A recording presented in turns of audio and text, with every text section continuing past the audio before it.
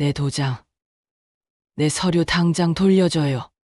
순애가 떨리는 목소리로 소리쳤습니다. 준석과 지연의 눈빛에서 온기가 완전히 사라졌어요. 차라리 우리에게 위임장을 주세요. 안 해요. 절대 안 해.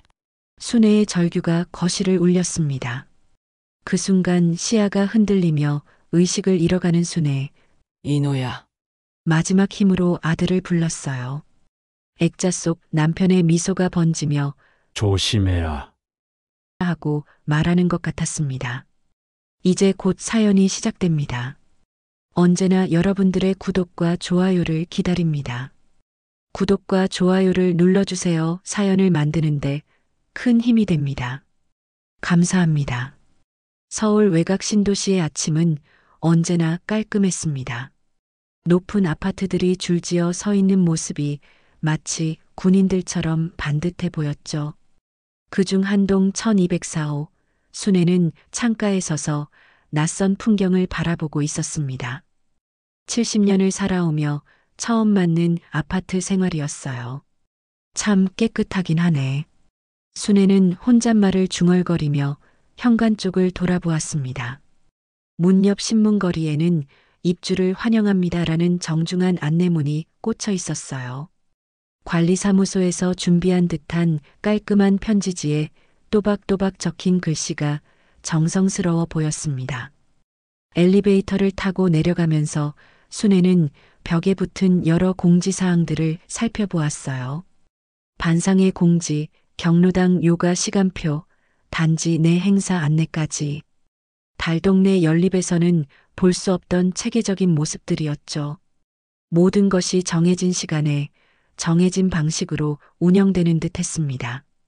집으로 돌아온 순애는 오래된 손수건을 꺼내 들고 거실 한켤구리에 놓인 사진 액자를 정성스럽게 닦기 시작했어요. 액자 속에는 먼저 간 남편과 함께 찍은 1988년 서울올림픽 기념사진이 들어 있었습니다. 그때가 벌써 몇십 년 전인지 젊은 두 사람의 환한 미소가 지금도 그대로 남아 있었죠. 당신, 나 여기 와서 잘 지낼게. 순애는 액자를 향해 나지막이 말을 걸었습니다.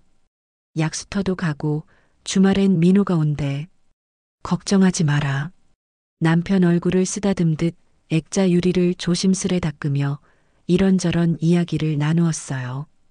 의사인 아들 민호가 마련해준 새 보금자리는 정말 깨끗했습니다. 모든 것이 새 것이고 반질반질했죠. 하지만 해가 지고 밤이 되자 이상한 기분이 들기 시작했어요. 달동네 연립에서는 늘 들리던 옆집 텔레비전 소리도 아래층 아이들 뛰노는 소리도 없었습니다. 너무나 조용한 정막이 발끝부터 차가운 기운처럼 스며들어 왔어요. 전등 아래에서 종이 달력 한 장이 바스락거리는 소리만 유독 크게 들렸습니다. 새로 산 달력이라 그런지 종이가 뻣뻣해서 작은 바람에도 소리를 냈죠. 순애는 달력의 날짜들을 하나씩 세어보며 앞으로의 날들을 생각해 보았어요. 그때였습니다. 딩동, 초인종이 울렸어요. 순애는 깜짝 놀라며 현관 쪽을 바라보았습니다. 밤 9시가 넘은 시간이었는데 누가 찾아올까 싶어 조심스럽게 문 쪽으로 다가갔죠. 인터폰 화면을 들여다보니 젊은 부부가 서 있었습니다. 서울 외곽 신도시의 아침은 언제나 깔끔했습니다. 높은 아파트들이 줄지어 서 있는 모습이 마치 군인들처럼 반듯해 보였죠. 그중 한 동 1204호, 순애는 창가에 서서 낯선 풍경을 바라보고 있었습니다. 70년을 살아오며 처음 맞는 아파트 생활이었어요. 참 깨끗하긴 하네. 순애는 혼잣말을 중얼거리며 현관 쪽을 돌아보았습니다. 문 옆 신문거리에는 입주를 환영합니다라는 정중한 안내문이 꽂혀 있었어요. 관리사무소에서 준비한 듯한 깔끔한 편지지에 또박또박 적힌 글씨가 정성스러워 보였습니다. 엘리베이터를 타고 내려가면서 순애는 벽에 붙은 여러 공지사항들을 살펴보았어요. 반상회 공지, 경로당 요가 시간표, 단지 내 행사 안내까지. 달동네 연립에서는 볼 수 없던 체계적인 모습들이었죠. 모든 것이 정해진 시간에 정해진 방식으로 운영되는 듯 했습니다. 집으로 돌아온 순애는 오래된 손수건을 꺼내 들고 거실 한켤구리에 놓인 사진 액자를 정성스럽게 닦기 시작했어요. 액자 속에는 먼저 간 남편과 함께 찍은 1988년 서울올림픽 기념사진이 들어 있었습니다. 그때가 벌써 몇십 년 전인지 젊은 두 사람의 환한 미소가 지금도 그대로 남아 있었죠. 당신, 나 여기 와서 잘 지낼게. 순애는 액자를 향해 나지막이 말을 걸었습니다. 약수터도 가고 주말엔 민호가 온대. 걱정하지 마라. 남편 얼굴을 쓰다듬듯 액자 유리를 조심스레 닦으며 이런저런 이야기를 나누었어요. 의사인 아들 민호가 마련해준 새 보금자리는 정말 깨끗했습니다. 모든 것이 새 것이고 반질반질했죠. 하지만 해가 지고 밤이 되자 이상한 기분이 들기 시작했어요. 달동네 연립에서는 늘 들리던 옆집 텔레비전 소리도 아래층 아이들 뛰노는 소리도 없었습니다. 너무나 조용한 정막이 발끝부터 차가운 기운처럼 스며들어 왔어요. 전등 아래에서 종이 달력 한 장이 바스락거리는 소리만 유독 크게 들렸습니다. 새로 산 달력이라 그런지 종이가 뻣뻣해서 작은 바람에도 소리를 냈죠. 순애는 달력의 날짜들을 하나씩 세어보며 앞으로의 날들을 생각해 보았어요. 그때였습니다.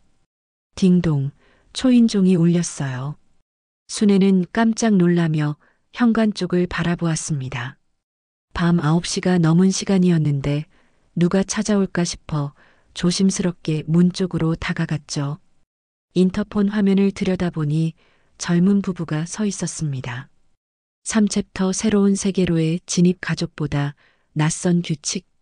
며칠이 지나면서 준석과 지연 부부의 친절은 더욱 세심해졌습니다. 순애가 장을 보러 나가려 하면 지연이 마침 나타나서 어머니, 저도 마트 가는 길인데 같이 가요라며 자연스럽게 동행을 제안했어요. 무거운 쌀이나 생수는 준석이 대신 들어다 주었고 엘리베이터에서 마주치면 언제나 환한 미소로 안부를 물어보았죠. 요즘 어떠세요? 새 집에 적응 잘하고 계세요? 지연이 순애의 팔을 살며시 잡으며 물어보았습니다. 경로당에도 한번 같이 가볼까요? 거기서 요가도 하고 노래 교실도 있다던데. 순애는 이런 관심이 고마웠어요. 달동네에 살 때도 이웃들과 정을 나누긴 했지만 이렇게까지 세심하게 챙겨주는 사람은 처음이었거든요. 참 고맙네요. 덕분에 외롭지 않아요. 하지만 며칠 뒤 지연의 말에서 묘한 기운이 느껴지기 시작했습니다. 어머니, 요즘 세상이 정말 무서워졌어요. 지연이 마트에서 돌아오는 길에 진지한 표정으로 말했어요. 특히 어르신들 재산 노리는 사람들이 많대요. 뉴스에서도 맨날 나오잖아요. 그런가요? 순애가 고개를 갸웃하며 물어보았습니다. 네, 정말이에요. 혹시라도 중요한 문서 같은 건 우리한테 맡겨두시면 안전할 텐데. 지연이 조심스럽게 말을 꺼냈어요. 집에 혼자 두면 도둑이라도 들까봐 걱정돼서요. 순애는 웃으며 손사래를 쳤습니다. 아이고, 그런 건 내가 알아서 해요. 걱정 마세요.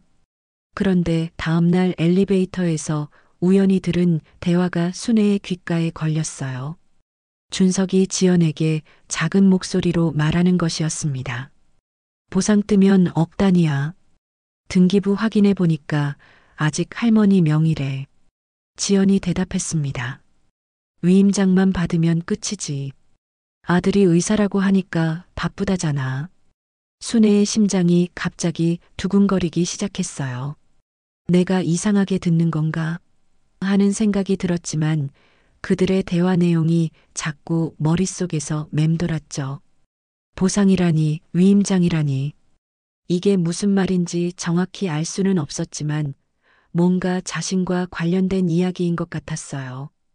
그날 저녁 순애는 조심스럽게 반상회장 번호를 휴대폰에 저장했습니다. 그리고 관리사무소에 전화를 걸어 단지 내 CCTV와 출입기록 제도에 대해 물어보았어요. 네, 어르신. 모든 출입은 카드키로 기록되고 CCTV도 24시간 작동합니다. 관리사무소 직원이 친절하게 설명해 주었어요. 혹시 무슨 문제라도 있으신가요? 아니에요. 그냥 궁금해서요. 순애가 대답했지만 마음 한구석에서는 불안감이 커져가고 있었어요. 새로운 아파트의 규칙과 시스템이 낯설었지만 이제는 배워야겠다는 생각이 들었습니다. 전자 출입 시스템, CCTV 녹화, 관리비 자동이체까지 달동네 연립에서는 상상도 할 수 없었던 체계적인 보안 시설들이었죠. 그러던 중 준석이 순애를 찾아왔습니다. 어머니, 혹시 재개발 관련해서 들으신 거 있나요? 이 단지가 곧 재개발 대상 지역으로 지정될 거라는 소문이 있던데. 재개발이요? 순애가 놀라며 물어보았어요. 민호가 이 아파트를 선택할 때 그런 이야기는 전혀 없었거든요. 네, 그래서 주민들이 다들 관심을 가져야 할 것 같아요. 준석이 진지하게 말했습니다. 보상금도 상당할 거라고 하고요. 어머니도 미리 준비해 두시는 게 좋을 것 같은데. 순애는 이런 복잡한 이야기들이 어려웠어요. 재개발, 보상금, 위임장 같은 용어들이 머릿속에서 뒤섞이며 혼란스러웠죠. 하지만 한 가지는 분명했습니다. 뭔가 중요한 일이 벌어지고 있고 자신도 그 한가운데 있다는 것이었어요. 그날 밤 순애는 남편 사진 앞에 앉아 오랫동안 생각에 잠겼습니다. 새로운 세계의 규칙들을 이해하고 스스로를 지켜야 할 때가 온 것 같았어요. 준석과 지연 부부의 태도가 조금씩 변하기 시작했습니다. 처음에는 은근슬쩍 넘어갔던 말들이 이제는 더욱 직접적으로 변해갔어요. 순애가 경로당에서 돌아오는 길에 지연이 다가왔습니다. 어머니, 어제 뉴스 보셨어요? 지연이 걱정스러운 표정을 지으며 말했습니다. 또 독거 어르신이 사기를 당했다던데요. 요즘에는 신탁이라는 걸로 처리하면 안전하다고 하더라고요. 신탁이요? 순애가 고개를 갸웃거렸습니다. 생소한 단어였어요. 네, 재산을 안전하게 보관해주는 제도예요. 지연이 친절하게 설명하는 듯 했지만 눈빛에서는 예전과 다른 기운이 감돌았어요. 인감도장만 잠깐. 아, 아니에요. 그냥 저희가 서류만 챙겨드릴게요. 준석도 자주 찾아와서 비슷한 이야기를 꺼냈습니다. 어머니, 아드님이 바쁘시잖아요. 의사라는 게 워낙 일이 많아서 말이에요. 준석이 소파에 앉으며 진지하게 말했어요. 가족이 늘 가까이 있는 것도 아니고 이럴 때 이웃이 도와야죠. 순애는 점점 불안해지기 시작했습니다. 이들의 말이 친절한 조언인지 아니면 다른 의도가 있는 건지 헷갈렸어요. 결국 민호에게 전화를 걸었습니다. 민호야, 엄마가 좀 물어볼 게 있어. 네, 엄마.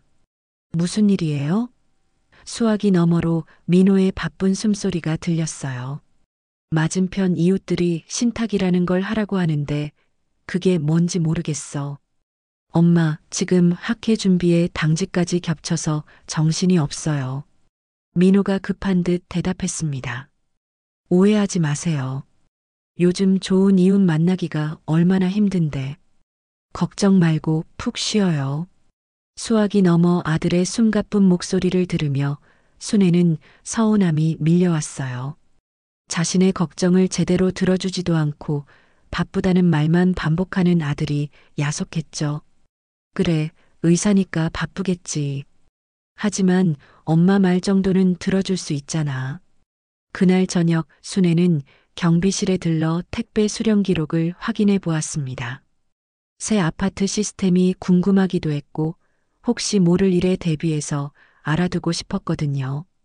어르신, 무슨 일이세요? 경비 아저씨가 친절하게 물어보았어요. 택배가 어떻게 관리되는지 궁금해서요. 아, 그럼요. 모든 택배는 여기서 기록하고 있어요. 경비 아저씨가 장부를 보여주며 설명했습니다. 그런데 어르신, 며칠 전에 좀 이상한 일이 있었어요. 이상한 일이요? 네, 어르신 댁에 본인 확인 서류가 배달됐는데 맞은편에서 대신 받아갔다고 하더라고요. 경비 아저씨가 고개를 갸웃거리며 말했습니다.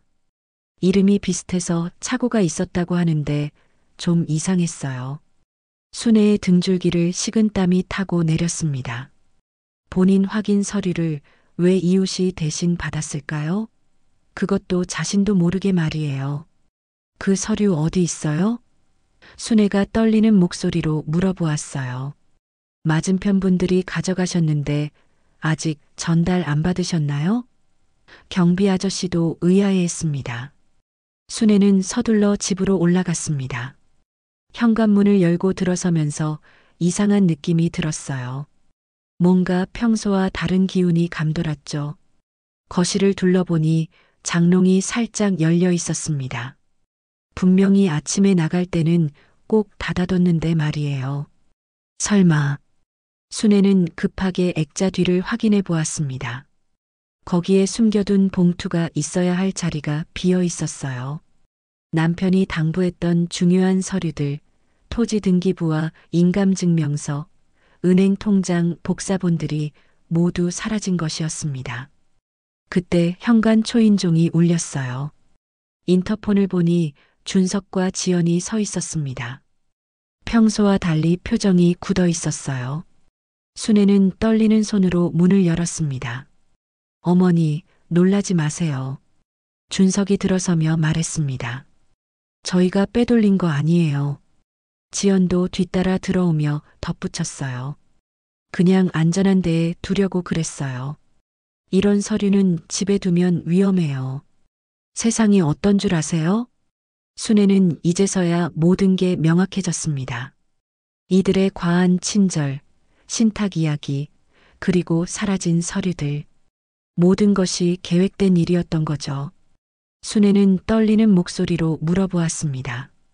내 서류들 어디 있어요? 왜 허락도 없이 가져갔어요? 준석과 지연은 서로 눈빛을 주고받더니 준석이 먼저 입을 열었어요. 어머니, 진정하세요. 저희가 나쁜 마음으로 그런 게 아니에요. 그럼 뭘 위해서요? 순애의 목소리가 점점 높아졌습니다. 내 허락도 없이 내 집에 들어와서 내 물건을 가져가는 게 도움이라고요? 지연이 한 발 더 다가서며 말했어요. 어머니, 이해해 주세요. 요즘 독거 어르신들 사기당하는 거 뉴스에서 맨날 나오잖아요. 저희가 안전하게 보관해 드리려고 그런 거예요. 순애는 자신의 현관문 비밀번호를 어떻게 알았는지 궁금했습니다. 그리고 갑자기 며칠 전 일이 떠올랐어요. 지연이 물을 빌리러 왔을 때 자신이 문을 열면서 비밀번호를 누르는 모습을 옆에서 봤을 거라는 생각이 들었죠. 현관문 비밀번호는 어떻게 알았어요? 순애가 따져 물었습니다. 준석이 당황한 듯 더듬거렸어요. 그게 우연히. 아니, 어머니께서 말씀해 주셨잖아요. 언제요? 난 그런 적 없어요. 순애의 목소리에 분노가 섞이기 시작했어요. 관리사무소에 전화해서 출입 기록을 확인해 보고 싶었지만 지금 이 상황에서는 쉽지 않았습니다. 순애는 떨리는 손으로 휴대폰을 꺼내려고 했어요. 어머니, 전화는 나중에 하세요. 지연이 순애의 손목을 잡았습니다. 우선 이야기부터 끝내요. 순애는 소름이 돋았어요. 지연의 손길이 차갑고 거칠었거든요. 예전의 따뜻한 미소는 온데간데 없었고 눈빛에서는 온기가 완전히 사라져 있었죠. 내 도장, 내 서류 당장 돌려줘요. 순애가 단호하게 말했습니다. 준석이 소파에 털썩 앉으며 한숨을 쉬었어요. 어머니, 사실은 말이에요. 이 단지 재개발 확정됐어요. 보상금이 상당할 거라고 해요. 그게 나랑 무슨 상관이에요? 상관 있죠. 어머니 명의로 된 이 집 보상금 받으려면 복잡한 절차가 많아요. 준석이 계산기를 꺼내며 설명하기 시작했어요. 세금도 많이 나올 거고 서류도 어마어마하게 많고요. 지연이 옆에서 거들었습니다. 그러니까 저희가 도와드리려는 거예요. 위임장만 써주시면 모든 절차를 저희가 대신 해드릴게요. 위임장이요? 순애는 그 단어가 낯설었어요. 네, 간단한 거예요. 어머니 대신 저희가 서류를 처리할 수 있도록 하는 거죠. 준석이 가방에서 서류를 꺼내며 말했습니다. 인감도장만 찍으면 끝이에요. 순애는 뭔가 이상하다는 직감이 들었어요. 아들한테 물어보고 결정할게요. 아드님은 바쁘시잖아요. 지연이 갑자기 목소리를 높였습니다. 의사라는 사람이 이런 일까지 신경 쓸 시간이 어디 있어요? 그래도 내일인데 내가 결정해야죠. 준석과 지연의 표정이 순식간에 변했어요. 더 이상 친절한 이웃의 모습이 아니었습니다. 마치 가면을 벗어던진 것 같았죠. 어머니, 이해가 안 되시나 보네요. 준석이 차가운 목소리로 말했습니다. 차라리 우리에게 위임장을 주세요. 그럼 모든 게 깔끔해져요. 안 해요. 절대 안 해. 순애가 소리쳤어요. 그 순간 순애의 시야가 흔들리기 시작했습니다. 갑작스러운 스트레스와 충격으로 혈압이 오른 것 같았어요. 바닥이 기울어지는 듯한 느낌이 들었고 다리에 힘이 빠지면서 휘청거렸습니다. 어머니, 지연이 순애를 부축하는 척하면서도 귀에 속삭였어요. 그냥 서명해요. 그러면 편해져요. 민호야. 순애는 아들을 부르며 의식을 잃어갔습니다. 흐려져가는 시야 속에서 액자 안 남편의 미소가 번져 보였어요. 마치 조심해라 하고 말하는 것 같았죠. 의식을 잃기 직전 순애는 현관문이 열리는 소리를 들었습니다. 누군가 급하게 들어오는 발걸음 소리와 함께 어머니 하고 부르는 목소리가 들렸어요. 민호의 목소리였습니다. 순애는 마지막 힘을 다해 생각했습니다. 다행이야. 민호가 왔어. 그리고는 완전히 의식을 잃었어요. 거실에는 묵직한 정적이 흘렀고 액자 속 남편은 여전히 환하게 웃고 있었습니다. 응급실의 하얀 불빛이 눈부셨습니다. 순애는 천천히 눈을 뜨며 주변을 둘러보았어요. 옆에는 민호가 어머니의 손을 꼭 잡고 걱정스러운 표정으로 앉아 있었습니다. 엄마 깨어나셨네요. 정말 놀랐어요. 민호의 목소리에 안도감이 섞여 있었어요. 민호야, 어떻게 왔어? 순애가 힘없는 목소리로 물어보았습니다. 경비 아저씨가 전화해 주셨어요. 어머니 집에서 큰 소리가 난다고요. 민호가 순애의 손을 더 꼭 잡았습니다. 엄마, 정말 미안해요. 엄마 말씀을 제대로 듣지 못했어요. 순애는 서서히 기억이 돌아오면서 불안해졌어요. 그 사람들은요? 내 서류들은 어떻게 됐어? 걱정 마세요. 다 해결됐어요. 민호가 진지한 표정을 지었습니다. 엄마, 내가 정말 큰 실수를 했어요. 사실 병원에서 저 남자를 본 적이 있어요. 본 적이 있다고요? 네, 준석이라는 사람 말이에요. 민호가 고개를 끄덕였습니다. 몇 달 전에 입원 환자 보호자로 와서 서류를 대신 작성하려고 했던 사람이에요. 그때도 뭔가 이상했거든요. 순애는 놀라며 민호를 바라보았어요. 그럼 진작 알고 있었던 거네요? 그때는 단순히 이상한 사람 정도로만 생각했어요. 설마 우리 엄마한테 그런 짓을 할 줄은 몰랐죠. 민호가 자책하는 표정을 지었습니다.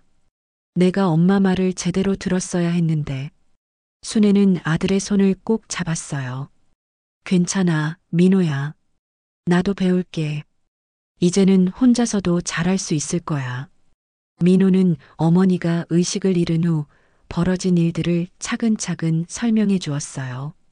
경비실과 관리사무소의 협조를 받아서 출입 기록과 택배 대리 수령 서명을 모두 확보했다고 했습니다. 또한 CCTV 녹화 영상도 확인했다고 하더군요. 엄마, CCTV에 다 나왔어요. 민호가 태블릿을 꺼내며 보여주었습니다. 저들이 어머니 집에 무단으로 들어가는 모습이 선명하게 찍혔어요. 영상 속에서 준석과 지연이 순애가 외출한 사이 현관문을 열고 들어가는 모습이 보였어요. 그리고 나올 때는 분명히 봉투를 들고 있었습니다. 경비 아저씨도 증언해 주셨어요. 택배를 대신 받아간 것도 모두 기록되어 있고요. 민호가 설명했습니다. 순애는 안도의 한숨을 쉬었어요. 내 서류들은 찾았어? 네, 다 되찾았어요. 그리고 반상 회장님이 단지 공지방에 대리 수령주의 안내를 올려주셨어요. 민호가 웃으며 말했습니다. 병원에서 하루 더 지내고 집으로 돌아온 순애는 새로운 다짐을 하고 있었어요. 이제는 스스로를 지킬 방법을 제대로 배워야겠다는 생각이 들었거든요. 그날 밤 순애는 빈 액자 뒤에 새 봉투를 숨겨두었습니다. 하지만 이번에는 진짜 서류가 아니었어요. 위임장 사본과 지문 확인용 특수 가루를 솔솔 뿌려둔 미끼용 봉투였죠. 당신, 나 약하게 보지 마. 순애가 남편 사진을 보며 속으로 중얼거렸습니다. 이번엔 내가 미끼를 던질게. 저들이 정말로 포기했는지 확인해 봐야겠어. 민호는 어머니에게 스마트폰 사용법을 자세히 가르쳐 주었어요. 긴급 상황에서 경비실과 경찰서에 바로 전화할 수 있는 방법, 녹음 기능 사용법, 그리고 사진 촬영하는 방법까지 말이죠. 엄마, 이제 혼자서도 충분히 하실 수 있어요. 민호가 격려해 주었습니다. 그래, 나도 이 나이에 새로 배우는구나. 순애가 웃으며 대답했어요. CCTV, 출입기록, 등기부.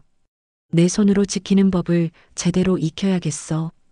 순애는 관리사무소에서 출입기록을 정기적으로 확인하는 방법도 배웠고, 중요한 서류들은 은행 대여 광고에 보관하는 것이 안전하다는 것도 알게 되었어요. 무엇보다 이웃의 과한 친절을 의심해 볼 줄 아는 지혜도 생겼죠. 며칠 뒤 순애는 경로당에서 만난 다른 어르신들에게 자신의 경험을 들려주었습니다. 요즘 세상에는 친절한 척하면서 나쁜 마음을 품은 사람들이 있어요. 우리도 조심해야 해요. 어르신들은 순애의 이야기를 진지하게 들었고 서로 정보를 공유하기로 했어요. 이제 진짜 이웃들과의 연대가 시작된 것이었죠. 일주일이 지났지만 준석과 지연은 여전히 맞은편에 살고 있었습니다. 마치 아무 일도 없었다는 듯이 말이죠. 순애는 그들이 정말로 포기했는지 아니면 다른 계획을 세우고 있는지 궁금했어요. 반상회장 김 씨가 순애를 찾아왔습니다. 순애님, 다음 주 입주자 대표회의에 참석해 주실 수 있나요? 이번 일 때문에 주민들 사이에서 보안 문제가 화두가 되고 있어요. 물론이죠. 순애가 고개를 끄덕였습니다. 저도 다른 주민분들께 당부드리고 싶은 말씀이 있어요.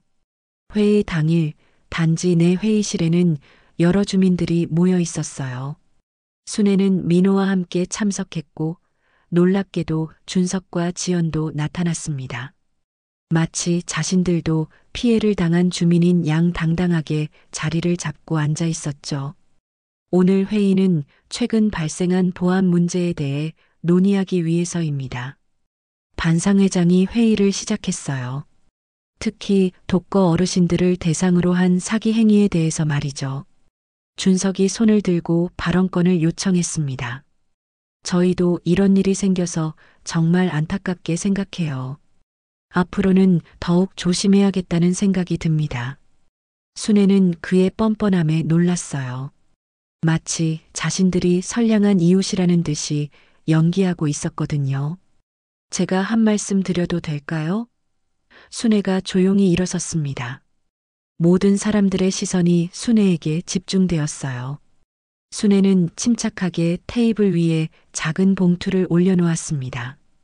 어젯밤에 이 봉투에 손댄 사람이 있을 겁니다. 그 사람의 손가락 끝이 지금 반짝이고 있을 거예요. 회의실이 갑자기 조용해졌어요. 모든 사람들이 자신의 손을 내려다보기 시작했습니다. 지연이 당황한 듯 손을 재빨리 무릎 아래로 숨겼지만 형광등 불빛 아래에서 손등이 미세하게 반짝이는 것을 여러 사람이 목격했어요. 특수가루가 묻어 있는 것이 분명했습니다. 지연 씨, 손 좀 보여주시겠어요? 반상회장이 정중하게 요청했습니다. 왜 제 손을 봐야 해요? 지연이 떨리는 목소리로 대답했어요. 민호가 가방에서 자외선 램프를 꺼내 들었습니다. 이 램프를 켜면 특수가루가 더욱 선명하게 보일 거예요. 주민들의 시선이 모두 지연에게 쏠렸습니다. 지연은 어쩔 수 없이 손을 내밀었고 자외선 램프빛 아래에서 손가락과 손목 부분이 환하게 빛났어요. 이게 뭐예요? 한 주민이 놀라며 물어보았습니다. 순애가 차분하게 설명했습니다. 제가 미끼용으로 준비한 봉투예요. 어젯밤에 누군가 제 집에 몰래 들어와서 이 봉투를 뒤진 것 같네요. 준석이 벌떡 일어서며 변명을 시작했어요. 우린 도와주려던 거예요. 어르신 혼자 계시니까 불안하고 위험해 보여서요. 도움이요? 순애의 목소리에 단호함이 실렸습니다. 가족보다 가까운 이웃이라며 제 현관문 비밀번호를 훔쳐보고 제 집에 무단 침입해서 중요한 서류들을 가져갔죠. 그건 도움의 얼굴을 쓴 절도예요. 민호가 태블릿을 꺼내며 CCTV 영상을 보여주었습니다. 모든 증거가 다 있습니다. 관리실 출입 기록과 택배 대리 수령 서명, 그리고 방금 감식 키트 결과까지요. 영상 속에서 준석과 지연이 순애 집에 몰래 들어가는 모습이 선명하게 보였어요. 주민들은 경악했습니다. 그때 회의실 문이 열리며 경찰관 2명이 들어왔어요. 반상회장이 미리 신고해둔 상태였습니다. 준석이 도망치려고 벌떡 일어나다가 의자에 걸려 넘어졌어요.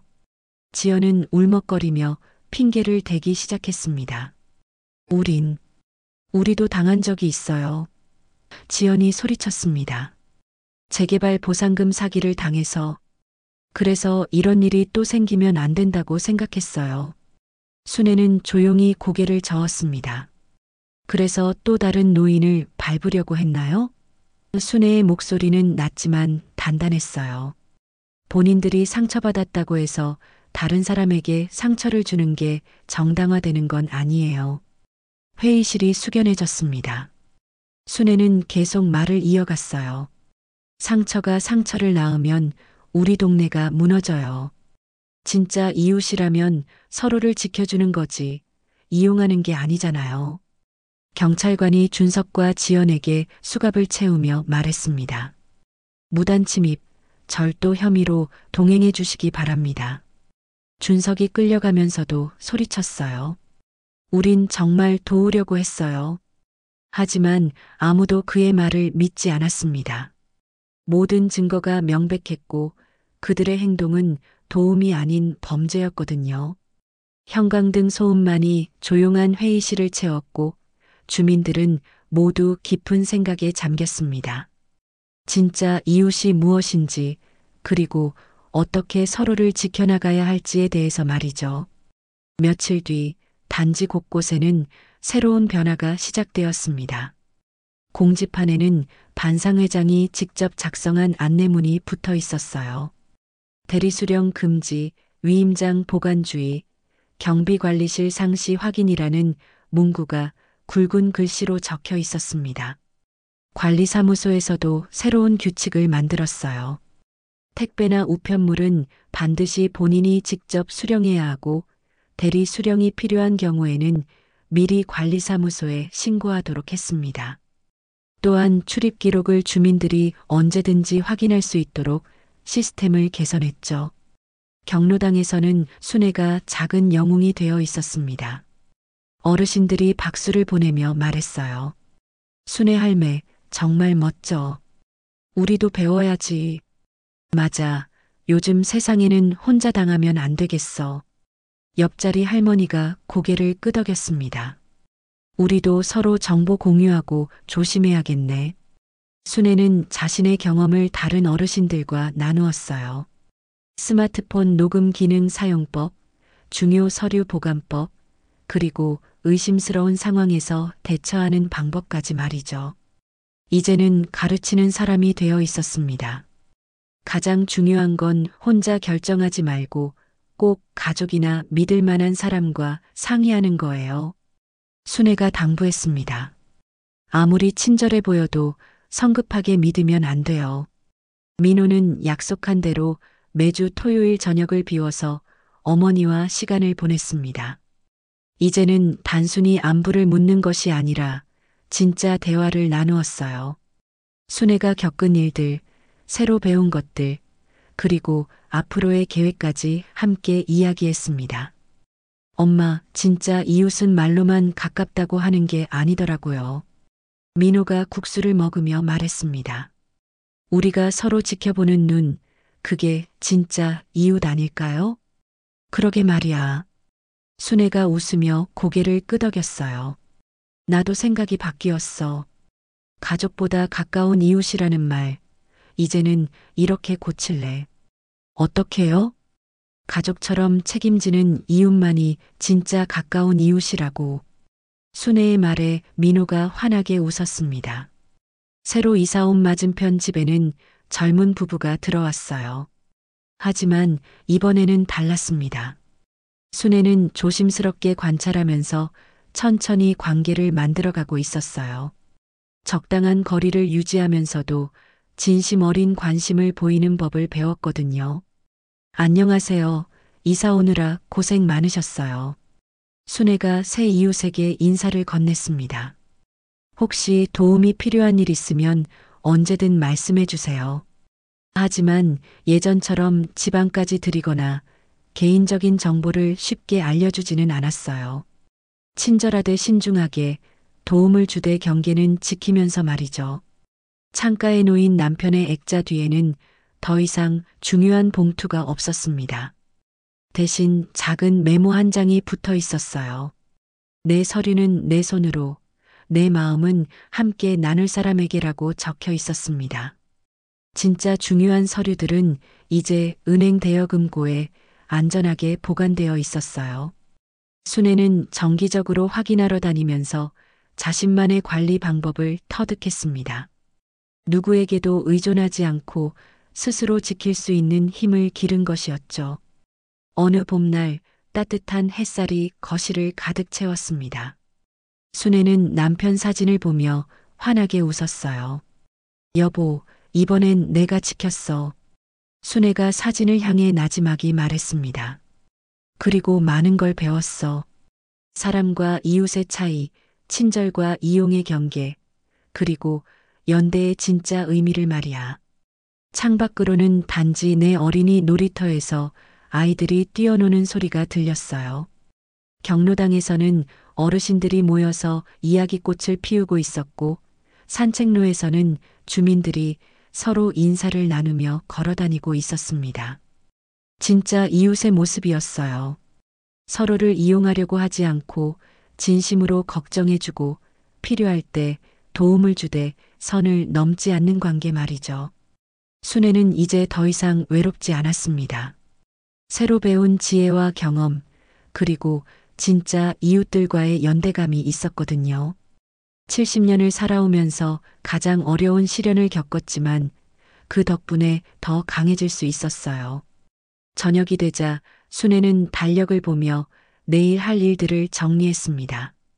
경로당 방문, 은행 업무, 그리고 새 이웃과의 적당한 인사까지. 모든 것이 계획적이고 체계적으로 변해 있었어요. 내일도 좋은 하루가 되겠구나. 순애가 혼잣말을 하며 미소를 지었습니다. 이제는 새로운 하루가 두렵지 않았어요.